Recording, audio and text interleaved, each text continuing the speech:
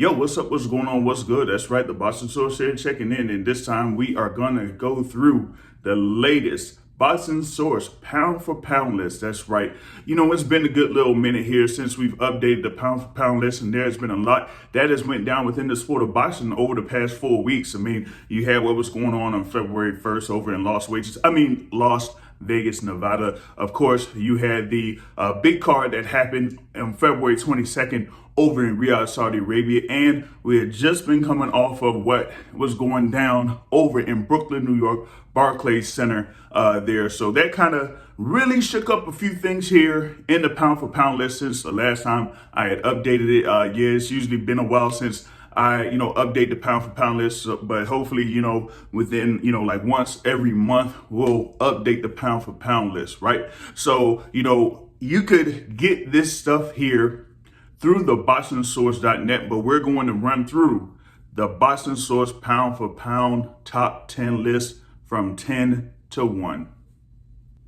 Now at number 10, we have Shakur Stevenson. That's right, the WBC lightweight champion, Shakur Stevenson, recently had his win over Josh Padley, was able to score a stoppage win over Josh Padley in Riyadh, Saudi Arabia. Yes, he was slated to fight Floyd Schofield Jr. on that particular card, but Floyd Schofield Jr. had been scratched due to an illness, so Josh Padley came in as a replacement opponent. But still, you had Shakur Stevenson being able to take care of business there in that particular bout and go to 23-0. Yes, he has been a featherweight champion. He was a unified super featherweight champion and moved up to lightweight and became the WBC lightweight champion. Now, that was his first bout under the Matchroom Boxing banner, as he had been under top rank up until the point that he fought last July at the Prudential Center there against Artem Harutyunyan. And then he was able to sign the deal with Matchroom Boxing. He was supposed to, fight over in last October, but suffered a hand injury that put him on the shelf until he was able to fight in February. Now, with this stoppage win that he's had over Josh Padley, we got to see what's going to be next here for the WBC lightweight champion. They might have a couple of fights that are lined up for him. There have been potential matchups slated for him later on down the line. But, with Matchroom Boxing, it remains to be seen how they're going to do this. We may see him against William Zepeda if William Zepeda is able to defeat Tevin Farmer in a rematch. But there's also, other potential matchups with a Tank Davis maybe, or, he's kind of open to fighting Lamont Rose Jr., which we'll kind of get into here a little bit later. But with that being said, that is what I have there for the number 10 pound for pound fighter on the list, Shakur Stevenson. And number 9 here in the Boxing Source pound for pound top 10 is a fighter there with a record of 21-1, with 20 of those wins by way of knockout. But it's now the former undisputed light heavyweight champion, Artur Beterbiev. February 22nd, he had the rematch there against Dimitri Bivol. And in this instance, Dimitri Bivol did enough for him to get the decision to become the undisputed light heavyweight champion after in the first bout that happened last year, it was Beterbiev that was able to get the decision there to hand Bivol his first loss. And now on February 22nd, you had Artur Beterbiev with his first loss of his professional career. Now, there's been talk about, potentially a rematch there as far as like a trilogy, or with Dimitri Bivol moving on and facing maybe a David Benavidez or something like that. The WBC has ordered David Benavidez and Dimitri Bivol or something so that they could, have a fight. But, the thing is that with boxing, a lot of the stories within boxing have been built on trilogies. And, we could have, like a Arturo Gatti, Mickey Ward, or, Bo versus Holyfield. And, recently, you had Tyson Fury versus Deontay Wilder, right? So the thing about it is I don't feel like this particular story can end with just 2 fights. They should be able to have a rematch. Artur Beterbiev should be able to say, hey, you know what? I should be able to try to avenge my first loss just like Bivol was able to avenge his loss with that win on February 22nd. But, for the work that Artur Beterbiev has been able to do within the light heavyweight division, being able to stop just about everybody that he's faced, with the exception of Dimitri Bivol, that is why he is at number 9 in the pound for pound list. Now at number 8, we have a fighter there that has been in 2 divisions now with a record of 30-0, 24 of those wins by way of knockout, and stands as the WBC interim and WBA regular light heavyweight champion, David Benavidez. Yes, he had been a long-standing WBC super middleweight champion, and had been pursuing a fight with, as I say, Santos Saul Alvarez Barragan while being in the super middleweight division, but it didn't necessarily happen. So he went up to light heavyweight. He had his fight against Alexander Gvozdyk last year, was able to become the interim WBC champion at 175 pounds.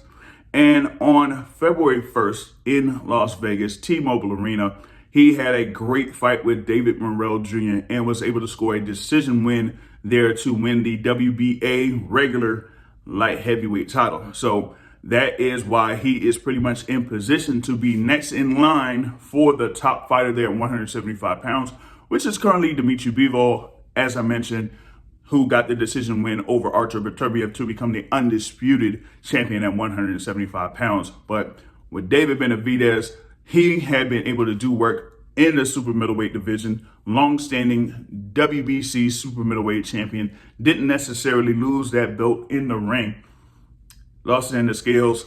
Hey, it was locked down. Fighters know about the situation there, while being in lockdown when it comes to trying to make weight and everything like that. It's completely different than when you have all the tools and resources, that you usually have to try to, get your weight down. So with that being said, we have to see what will be next here for David Benavidez, as he was in attendance for that rematch between Artur Beterbiev and Dimitri Bivol. And, had stated that, hey, if they want to go ahead and have a third fight, he wouldn't mind that, but, he'll be able to have a fight in the interim if that does happen. And, maybe it could be against, maybe a Callum Smith or something like that. I don't know. But still, you have David Benavidez that has been putting in work here over the course of his professional career. And that is why he is there in the pound for pound list at number 8. Number 7 on the pound for pound list is, the newly crowned undisputed light heavyweight champion in Dimitri Bivol with a record of 24-1, 12 of those wins by way of knockout.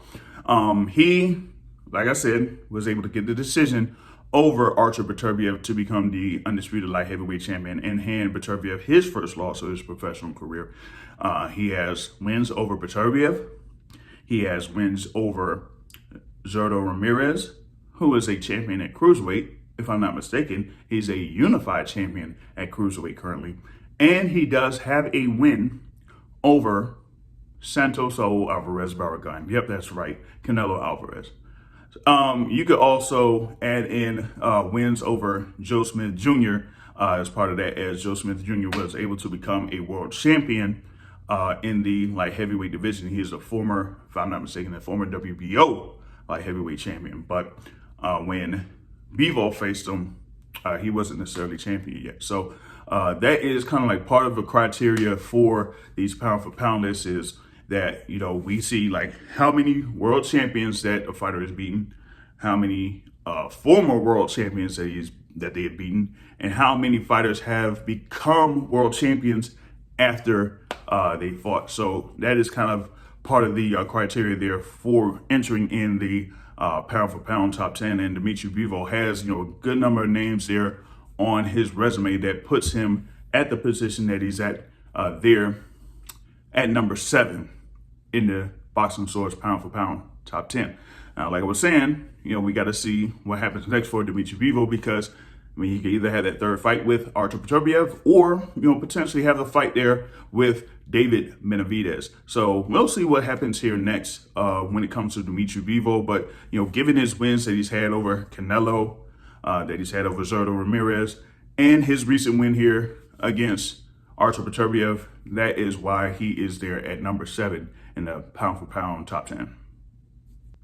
Now at number 6 with a record of 21-0 with 14 of those wins by way of knockout is Jesse Bam Rodriguez, multi-division world champion there, and has his wins over Carlos Cuadras, recent win over Juan Francisco Estrada. He also has a win over Srisaket Sorungvasar, or is it what, Wikasel Wangek, or whatever his name is there. But still, with Bam Rodriguez, he also has the win over Sidney Edwards there to become a unified champion in one of those divisions, and has been highly climbing up the ranks there within the pound for pound top 10 there with his recent wins. And we got to see what's going to be next for him also, because I was looking to see if he would have a unification bout that would take place in San Antonio, but as of right now, we haven't had any update on that as of yet to see how that would go. And he's kind of like been kind of paired up with potential matchups against a Junto Nakatani, maybe, or trying to move up in weight there to face an Iowa anyway or something like that. And I don't know how that would kind of work, especially with Bam Rodriguez kind of like bouncing out up and down between 115 and 118. Right, so 122, yeah, I'm not sure if Bam Rodriguez is going to venture into that particular weight class there anytime soon. But we got to see what will be next here for Bam Rodriguez, here this year, as I think what his last bout was over at the Wells Fargo Center in Philadelphia, where he had an easy time there in this last bout. So, but here in this particular juncture, we have Bam Rodriguez there at number 6. Now, if you haven't done so already, you can hit the like button here for this particular video. And if you have not subscribed to the Boxing Source YouTube channel, go ahead and hit that subscribe button. You can also hit that notification bell there to be notified when we have any videos that are uploaded, any lives that happen. Of course, you have the Boxing Source podcast. At times, we also have the midweek report. So if you hit that notification bell, you'll be notified whenever we have a video here on the Boxing Source YouTube channel. Now, at number 5 in the pound for pound top 10, he has kind of like bounced around in this area on the pound for pound top 10. Now it's at number 5, and that is Gervonta Tank Davis. Yep, he is at 30-0-1 with 28 of those wins by way of knockout.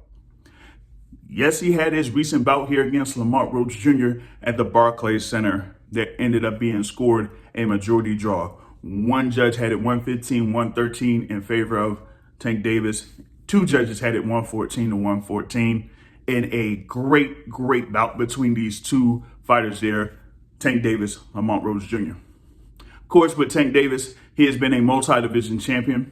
He has fought and defeated multiple world champions, some that are, that were former champions as well, and fighters that have gone on to win world titles after they fought them, but him having a high KO ratio, and also being like one of the more exciting fighters in the sport, one of the highest grossing fighters in the sport currently, but still, like I said, was able to have world titles there at 130 pounds, 135 pounds, as he is the current WBA lightweight champion, and had a belt there at 140 pounds with his win over Mario Barrios, who went on to become a world champion at 147 pounds. So, with all of that, that kind of puts him there currently at number 5. Now, beforehand, he was at number 4, but with the last bout that he had against Lamont Roach Jr. that ended in a majority draw, he is now at number 5 in the Boxing Source pound for pound top 10. Now, at number 4 is a fighter that has almost 70 pro fights, right? And he is, as they say, the quote-unquote former undisputed super middleweight champion, but is now the unified super middleweight champion. Yes, I mentioned his name in the pound for pound top 10. Santos Saul Alvarez Barragan. Yes, he is there at number 4 in the pound for pound top 10. And he has the record of 62-2-2 with 39 of those wins by way of knockout. As I said, former undisputed super middleweight champion.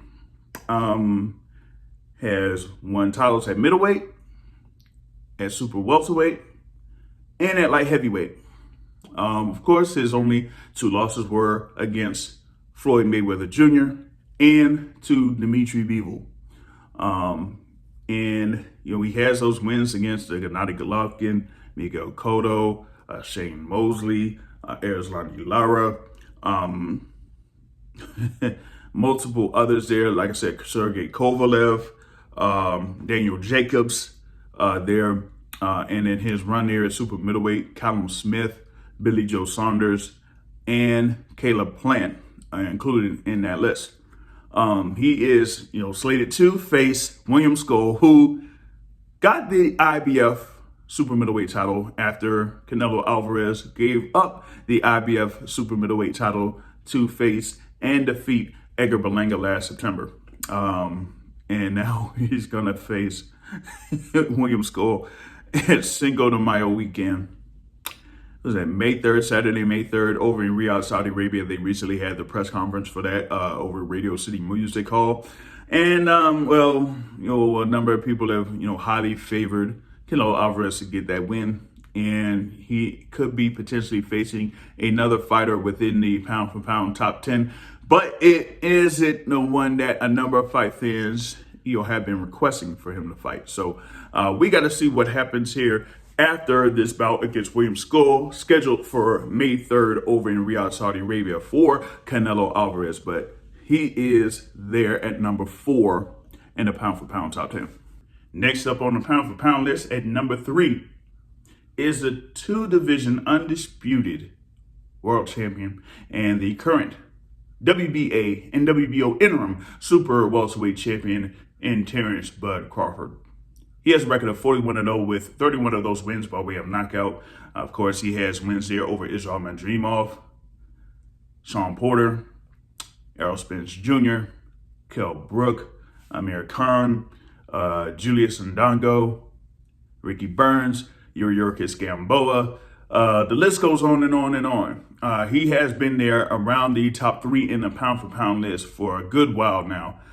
It's just, with him having one fight a year for the past few years, it kind of like has him, a couple notches down there from being at number 1 currently. But, given what could potentially happen here later this year, he has a shot to become the number 1 pound for pound fighter in the sport. If he's able to have a fight against Canelo Alvarez and get the win over Canelo Alvarez there to become potentially the undisputed super middleweight champion if Canelo Alvarez gets his win over William Scull, which a lot of people feel like he's going to get that win over William Scull on Saturday, May 3rd.